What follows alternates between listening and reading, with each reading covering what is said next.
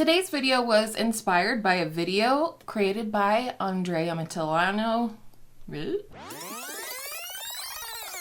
Hi guys, welcome to my channel. If you're new here, my name is Kyra, and if you're not new here, my name's still Kyra. And here on this channel, we are all about real makeup for real life and real people.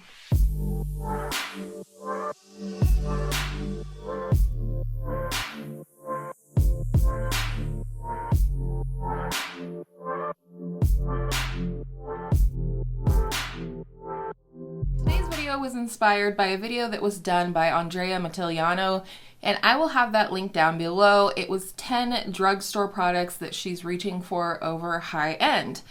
My video is going to be similar, but some of these you might even call a dupe, and I will call those out as I go along. I'm going to have live swatches for you up on the screen as I talk about the individual duos. And I actually specifically chose drugstore products that I'm reaching over a specific high-end product.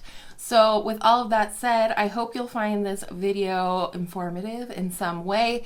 And if you do enjoy the video while you're watching, I hope you'll consider subscribing and hitting that like button before you go. So I'm going to go through these in somewhat the order of application, and I am wearing some of these products today, so again, I'll call that out as I go along. The first drugstore product that I'm using over a high-end product is the Wet n Wild MegaLast Incognito Full Coverage All Day Wear Concealer. I have the shade Light Beige, which actually is a nice brightening but not too light shade on me currently. And the one I would not only compare this to or say that I'm reaching for this over, I also feel like these are darn close to being dupes in terms of formula, and that is the Kosas Revealer Concealer. Now this one claims to have skincare benefits and the drugstore option does not, but I don't find a difference when I apply these on the under eye. I am wearing the Incognito concealer today and I love it. I have a trip coming up where I'm going to Nebraska to surprise my dad for his birthday, and I am bringing the Incognito over the Revealer Concealer. It's not that I don't love this one or any of the high-end versions that I'll talk about today, but for some reason I reach for this one over this one. They are both super creamy, super hydrating, very nice coverage, and you know, good shade matches for me currently. I actually feel like they're similar in tone, shade, etc. So for the next one, there actually is a reason that I'm reaching for the drugstore option over the high-end option, but the drugstore product I'm talking about is the e.l.f. Halo Glow Setting Powder. I have the shade Light, but the product I'm reaching for less is the Hourglass Veil Translucent Loose Setting Powder. I do like this, don't get me wrong. I'm just mad at Hourglass right now, but in the meantime, I am reaching for the e.l.f. Halo Glow Setting Powder. I think these have a very similar effect on the skin. It's soft, it's blurring, it's lightly setting. This is not something that's going to keep your makeup set and not oily all day. Like, this is not a mattifying powder, but it has a beautiful blurring effect and it's very thin. It's not going to cover up any cream products that you might have on underneath, which is part of what I love about both of these. I'm just reaching for the e.l.f. one more, and I do have that one on my skin today. For bronzer, this is a powder bronzer, and it is definitely one I've been reaching for that I think is so stinking similar to its high-end counterpart that I can't believe I didn't make the connection before. But the one that I've been loving on recently when I'm not reaching for Project Pan products, I've been reaching for this one. This is the Milani Silky Matte Bronzer in the shade 2 Sunkissed.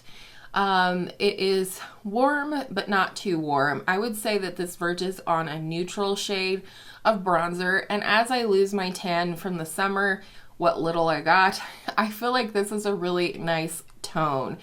It still gives warmth to the skin, but it doesn't look over the top, crazy, garish as my skin loses its pigment. It just looks nice and natural. I do have this on today over my Charlotte Tilbury contour one, which is never ending. But the one that I'm using less lately is my Marc Jacobs Omega Tan-tastic bronzer. I love this thing, but these are so stinking close, not just in tone, but in the texture of the powder, how firmly it is pressed in the pan. I think both feel really nice when using the products. I feel like the Milani with its packaging feels pretty much as luxe as the Marc Jacobs in this huge packaging, but for some reason I've been reaching for the Milani lately. And this one, you know, has seen a little less love these days. This was my go-to for those times where I was starting to lose my tan and needed something a little bit closer to a neutral tone. But I figured out that this one is pretty much the same, and I've been reaching for it a lot more than this one. So let's talk about this beautiful highlighting stick.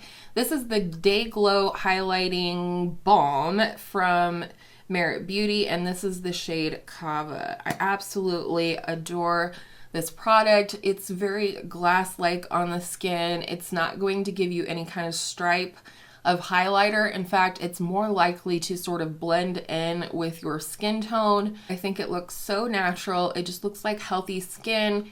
It's a little bit more balmy than the other option, the drugstore option I'm going to talk about, but it is just as beautiful. I'm gonna see here, it's pretty sheer, but it does have a lot of glow to it. However, the one I've been reaching for lately, and I don't know why exactly that is the Flower Beauty Day Glow Highlighting Glaze in the shade Stunner. And it has such a similar feel and look to it, just like the Merit Beauty. This is the Merit, this is the Flower Beauty. They both blend into the skin beautifully. And no, it's no shocker that, ooh, two champagne products look similar to each other. It's not even that. It's not about the color. It's more about what it looks like once you blend it into the skin, and I find that these are nearly identical. So if you've been watching everybody's Merit videos, including my own, and really drooling over this highlighting stick, this is definitely a cheaper option. I also feel like if you have oily skin like I do, this might be a better option for you, especially during warmer weather. This is something that's going to be absolutely beautiful on everyone, but probably more fitting for dry skin year-round. I think I'm probably reaching for the Flower Beauty one more right now because it is like the very end of summer here. I mean, it's technically fall, but it's still pretty warm here during the day in Colorado and cold at night.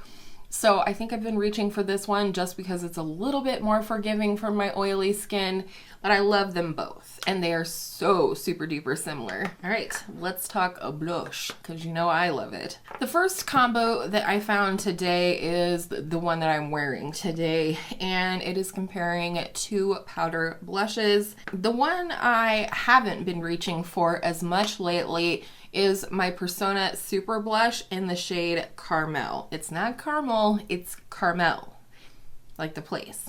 Anyways, this is what it looks like. A super smooth, silky, creamy formula, and it's absolutely gorgeous on the skin. It gives a light luminosity even though there's not any hint of sparkle or anything. But the one I've actually been reaching for over this one, and the one that I'm wearing today, is the Essence The Blush in the shade Befitting. This is such a beautiful shade, and if you feel like you've been missing out on Persona Caramel, this is a beautiful option.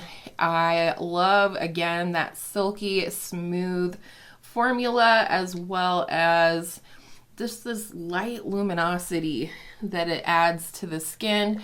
Are these exact color matches? No.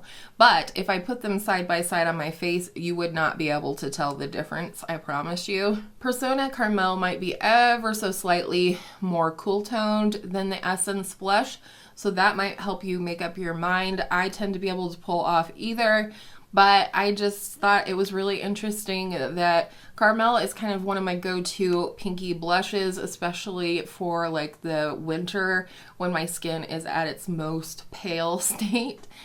But Befitting is, you know, almost more pigmented in a way, and I feel like I can wear it for more months out of the year than the Persona version.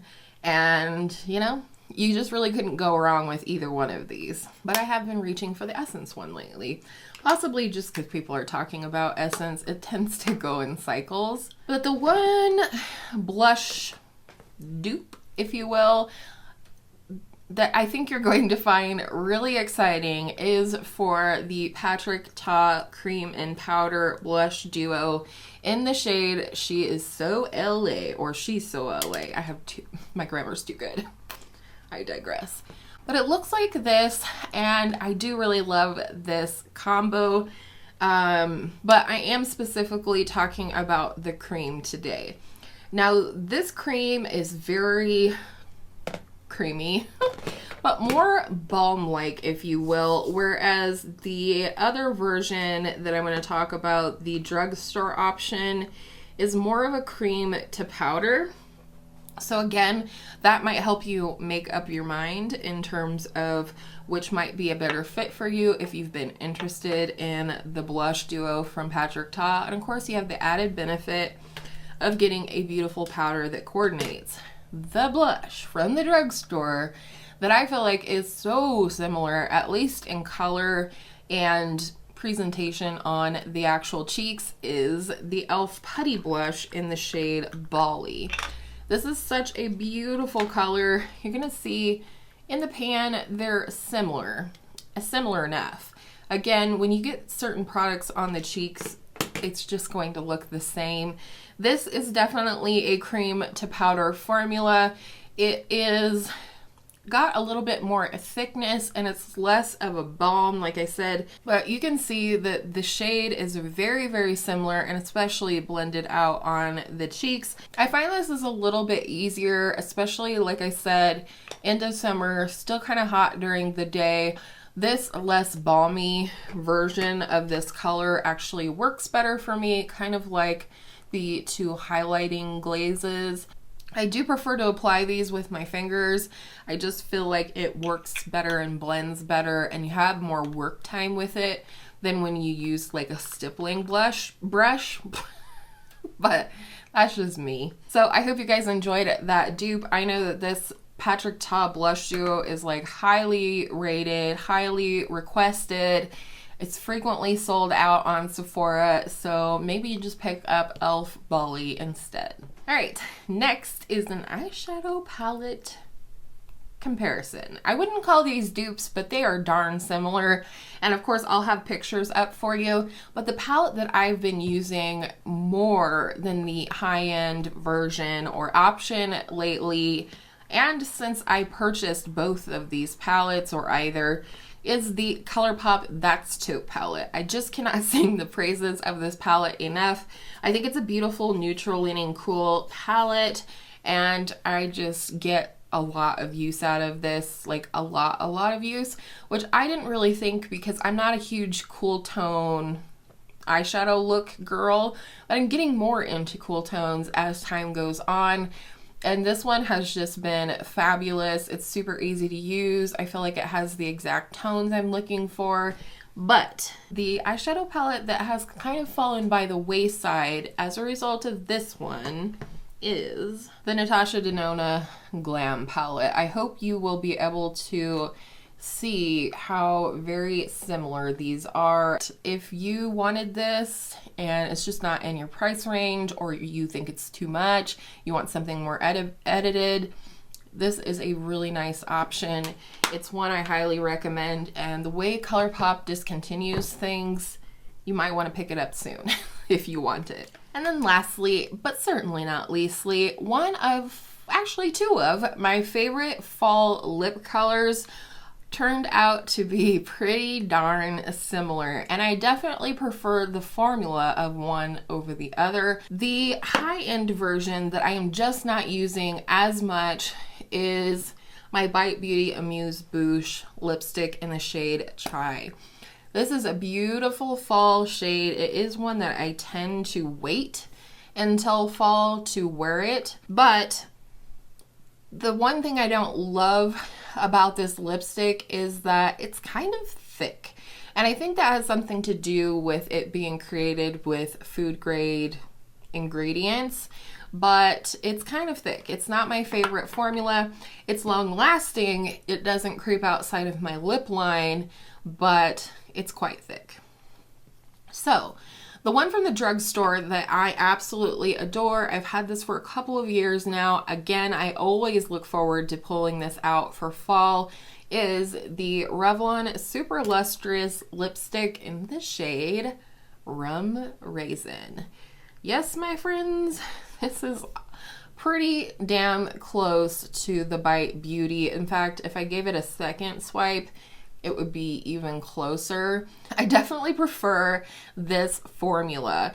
It's not so thick. It's a very nice, creamy, regular old bullet lipstick, but it's just so much more comfortable and thin on the lips than this Bite Beauty one. And that, my friends, is what I have for you today. I really enjoy this concept. So let me know down below, are there some drugstore products that you are 100% reaching for over your high-end products specifically, or just in general? I love to hear that kind of stuff from you guys.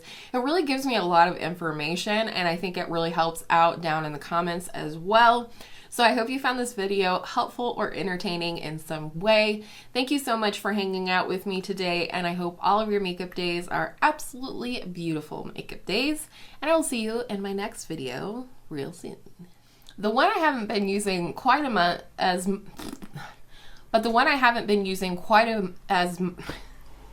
I definitely prefer